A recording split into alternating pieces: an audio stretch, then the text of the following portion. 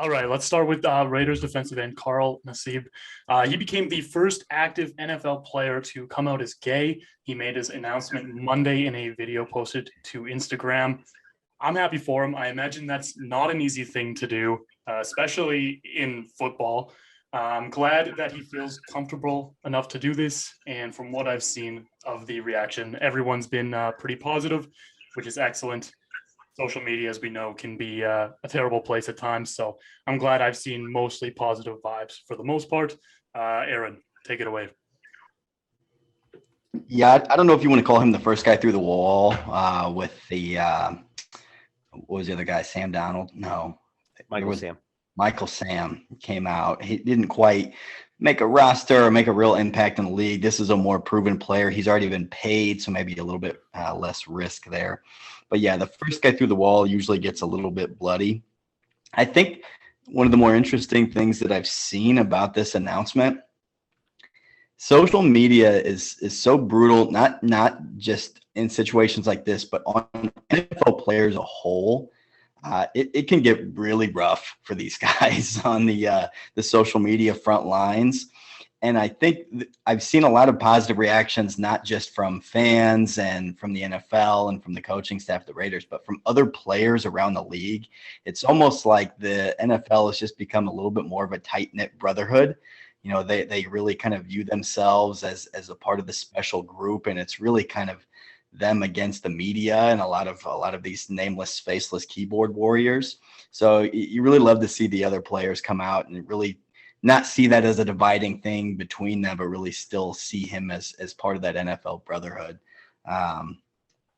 There was somebody, there was a player for the Bears. I want to say it was Warren Moon said something about, oh yeah, there was like all kinds of gay players, back in the 80s when he played for the Bears. Glad to see somebody come out and say that. And that just kind of tells you, just from a raw number standpoint, there had to have been dozens, maybe hundreds of gay players in the NFL over the years, and this is like the first one that's all out going public to say that.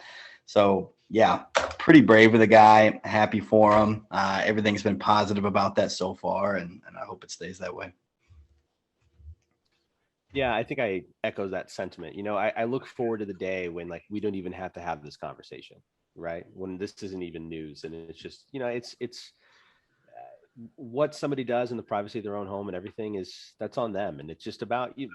We want them to be able to live their lives and be happy and be productive members of society with everybody else, man. It's I think the thing that struck me most about his announcement was at the end when he acknowledged the media and said, if I don't have time to answer your questions, etc., please don't take it personally. It's important for me to be locked in with my teammates. I really think the biggest attracting factor on Michael Sam wasn't his talent. It was the fact that he had the Tim Tebow effect. It was every preseason game, you had his stat line immediately follow what the team score was before you got like quarterback stats or anything else. And for a marginal defensive player, no team is going to want that. So I guess if nothing else, we kind of talked about it last week with the Naomi Osaka media availability piece. It's like, man, they're just people under an immense amount of pressure to do a really hard job. And regardless of how well they do it, they're going to get grilled by, people like you or me or somebody else. So good for him. I'm happy for him. I'm happy he's happy. I hope that, that inner peace kind of leads to him to be able to be, more productive in his personal life as well as on the field. And to the media and other folks out there, man, just let the guy live his life and go about his business. And let's not see on ESPN on Sunday, I almost said Oakland Raiders, man. It's been what, 4 years? Let's not see, Las Vegas Raiders and then his, Nassib with one tackle, half a tackle for a loss on the stat line. Just let the guy go about his business, because if you make it that much harder on him, who knows what might happen from there. But either way, man, good for him. I'm happy for him. Do you think there's going to be more announcements to follow? Do you think this will cause a domino effect at all, or? Probably not now, but I think that there's going to be a level of openness kind of moving forward, right? To your point, the first guy kind of gets it the worst, and then by the end of it, it's kind of a mainstream thing. And like I said, when I started this dialogue, it's just hopefully we get to a point where like this isn't even a conversation we have to have anymore. It's important to have it now, though. I don't agree with some people are saying like, why is this even news? Like who cares? We definitely need to have the conversation now. It definitely needs to be a thing because it's important, because really the general consensus right now is that this type of lifestyle is not accepted in NFL locker rooms across the country. Yeah. And that's a fair point. So please don't misconstrue me saying that as I don't want to have this conversation. It's important that we do and acknowledge it, and that hopefully it gives people who are currently closeted or uncomfortable the courage and freedom to step forward and say, no, this is my life as well. What I mean is I look forward to the day where it's so widely accepted and normal that we don't have to have like an announcement and have a media cycle every time someone expresses how they live their life. There's never been a conversation about NFL players. It's like, yeah, I have a motorcycle and I drive a motorcycle in the off season. People are like, whoa, like that's unless you crash it.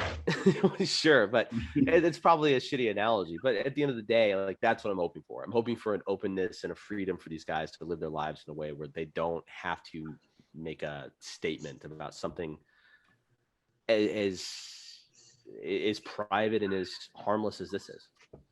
This is America, man. As long as you're not hurting somebody, do whatever you want. That's what we're here for. Speaking of America and capitalism, do you think that the spike in his jersey sales has already offset his $100,000 donation to the foundation? That's a pretty good point. I saw that spike and I was like, oh man. And I know I'm not suggesting he did this for any kind of, financial gain or anything like that. I was just kind of interested in that. Yeah. The number of crop top Nassib jerseys in Boys Town in Chicago is skyrocketing as we speak.